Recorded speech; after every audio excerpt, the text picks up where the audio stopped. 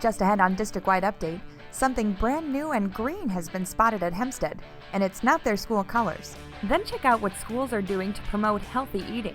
Finally, students are sprinting across the finish line at Dalzell Field. Hear about all this and so much more right now on District-Wide Update.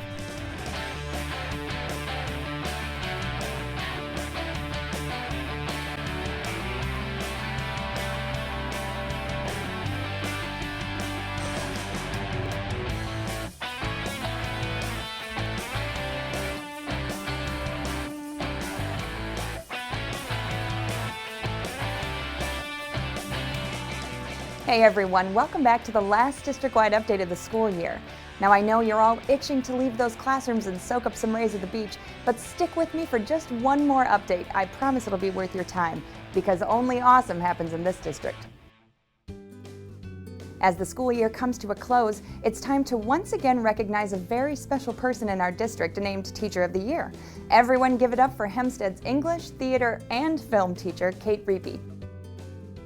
Growing up in Mount Pleasant, Iowa, Kate was surrounded by a family of teachers, so it wasn't too shocking when she decided to pursue a teaching career herself. She started at the middle school level, but soon found out that high school was her calling. I like working with students because I think sometimes when we get older, we get a little just kind of resigned, and especially this age group. Everything is new and exciting and everything is important to them. It's kind of life or death situations all the time, and I like the kind of drama that high school brings. Not only is Kate beloved by her students, but well respected by her colleagues as well. Kate Reapy's fabulous. She's so awesome, the energy she brings to the classroom. When I talk to kids that have her for an English teacher, they're excited about what she's talking to them about. They have an in-depth understanding of novels, and they look forward to going to her class. She's really a good teacher. And anyone who knows Kate Reapy understands her passion for arts in the schools. This district has done a really good job of really emphasizing the arts. It's a creative field. I think the more that students can try to grapple with things that don't have a clear-cut answer, the better they're going to be. You have a lot of school districts that are cutting funding and cutting programs, and Dubuque Schools doesn't. It really tries to emphasize how we can get more students involved in the arts, and I really appreciate that. Well, congratulations on this huge accomplishment, Kate. I'm sure I speak for everyone when I say we're very lucky to have you in this school district. And speaking of great things happening at Hempstead, one student there is taking environmental sustainability to a whole new level. Take a look at what she's done for the school.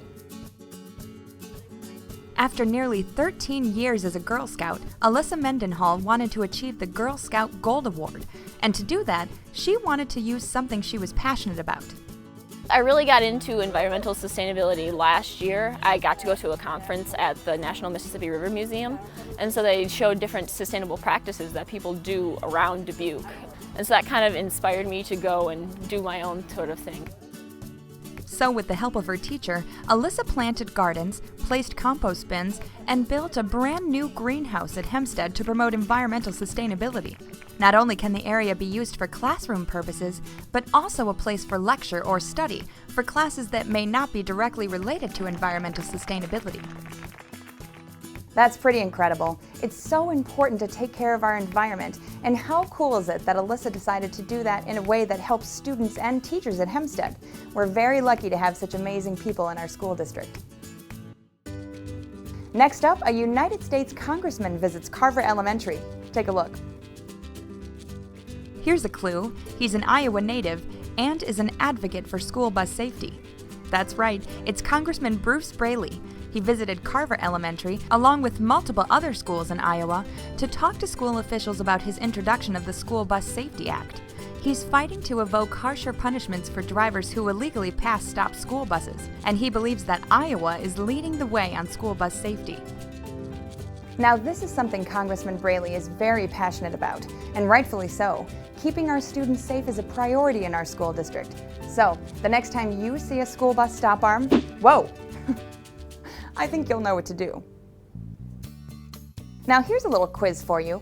What is one of the most important lessons we can teach our students? Okay, that's a terrible question because obviously there are so many important lessons for kids to learn. However, this one keeps our students healthy. Check it out. Last May, the Dubuque Community School District was awarded a grant called Fuel Up to Play 60 to promote healthy eating in our schools. Using the grant, we've been able to start a health unit at Roosevelt Middle School, where students learn how to make smart and educated decisions to stay healthy. I think it's really important with our kids, especially because they don't get this information like they used to. Plus, 1 in 3 of our children are overweight, and I think it needs to be addressed. And if you eat healthy, or if you make healthy choices, you won't have any problems. Not only do they learn how to eat healthy, they also get regular visits from some friends at Hy-Vee, Chef Patrick, and nutritionist Megan Horstman. We are a small unit, but a really important unit that I think the kids need to have. Health is so important. It involves so many healthy lifestyles and choices the kids have to make. And Roosevelt isn't the only place where healthy decisions are being made. Gage Kemp at Table Mound was chosen as a state ambassador for Fuel Up to Play 60 and will attend the Student Ambassador Summit this summer in Arlington, Texas. If you're not healthy, you can't do as many things. Like, say you wanted to play sports, but if you're not healthy, you might not be able to run as far or run as fast. May not be able to keep up with other kids. Now, this is a great way to help our kids make healthy choices, and not just in school, but in their home lives as well. And what better way for them to learn about healthy eating than to see the food made right in front of them? I mean, come on. How good do those fruit kebabs look? Totally better than candy, if you ask me. Just a few weeks ago, the entire gym at Eisenhower Elementary was packed with students, staff, our superintendent, some district administrators, and even a few school board members. Why, you ask, were so many people packed into Eisenhower's gym? Well, I'm sorry, but I'm just not going to tell you right here. To find out, you'll have to watch this story. It was an assembly to name the Eisenhower 5-Star Award winner. For the past 4 years, nominations have been taken from students, families, and colleagues to pick one person in the school who goes above and beyond and exemplifies the characteristics of the school's namesake. Names are pooled together and then chosen by a panel of PTO executive members and past winners. The winner's name goes on a plaque and they're given the award, kind of like a mini Oscar, at an assembly in front of the entire school. It's a huge honor. What an awesome way to acknowledge all the outstanding things our teachers and staff members are doing for our students. And did you see how excited those kids were? I can tell you that it was super loud in that gym. And if that doesn't tell you what a great job the teachers and staff are doing, I don't know what does. Do you remember Genius Hour? I talked about it a few updates ago. I assume you were all totally sucked in, so you remember every detail, right? Well, for those of you who missed it, I'll fill you in. It's modeled after Google's 20% time, where Google employees get to use 20% of their day to work on whatever interests them. So, we tried that in a few classrooms at Jefferson, and here are the results. It was a pretty successful year with some outstanding projects. In fact, the projects were so cool that they just had to share them with the entire school. So middle school students of all ages got up on stage in front of their peers to present on their Genius Hour projects. There was anything from what do you know about planes to let's save the animals. It was pretty fun to see the wide variety of interests between the students. It was a pretty big hit. I was so impressed by how calm and professional they all were. The students I watched were in 6th grade. There's no way I would have been able to stand in front of an entire auditorium of my peers and give a presentation at that age. Very cool. This next story takes us outdoors. It's the end of the year, which means students in the Alternative Learning Center are participating in their version of PE class. Take a look. Between horseback riding, biking on the Heritage Trail, cave exploring, and so much more, the students at the ALC are getting a lot of time outside in the community. It's very important for our students, for all students, just to know what's around their community. So this is a chance for us to get out, experience those things, get out of the classroom. A lot of it is relationship building. It's a 10-day PE term that happens at the end of the school year. The students start with a low ropes course, which is a training exercise at 4 mounds that allows students to participate in team-building activities to set the tone for the rest of the term. That also is a bonding experience for the students with each other, as well as to bond with our staff members and start forming or deepening those relationships that they have that oftentimes really help them kind of overcome some obstacles that they may have in the way to their diploma. Their main focus for this PE term is to get the students out to resources that they can continue to participate in and take advantage of beyond their high school experience. This is a really cool way to give our students ways to stay active while providing them with opportunities they might not get on a regular basis. I was super jealous of the horseback riding. It looked like so much fun. Okay, you have to remember our Friends of Hamacho story. It just happened last month. Students at Washington decided to donate to a small village in Ethiopia using a non-traditional method of fundraising, a social media blowout. I told you I'd update you with the final results, and here they are. Between Twitter, Facebook, Instagram, and any other form of social media, the students at Washington managed to raise $3,315 for Hamacho, easily passing their goal of $2,000. This month, they presented a check to Don Copez, the president of the Friends of Hamacho Foundation, at a school-wide assembly. Principal Burns made his appearance via video conference. He was out on the front lawn enjoying the beautiful weather while cars honked for Hamacho. What an amazing thing these students accomplished. For those of you who saw the story last month, you may remember me saying that Principal Burns was planning to work from the roof of the school for a day if they reached their goal.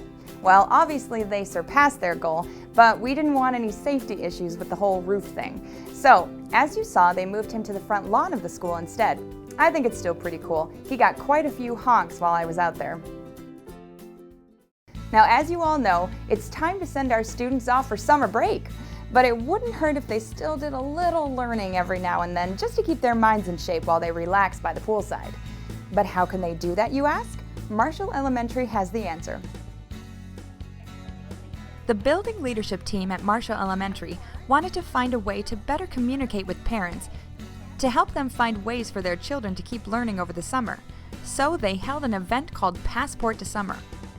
I just think there's so many great things going on in Dubuque, and sometimes families aren't aware of all the opportunities that are there. So, we felt to bring them all together and then in that hour-and-a-half span be able to at least throw the ideas out there. So parents had so many options over the summer, and most of it is free. So, and a lot of it involved, either learning activities or physical activities, just things for the family to be together.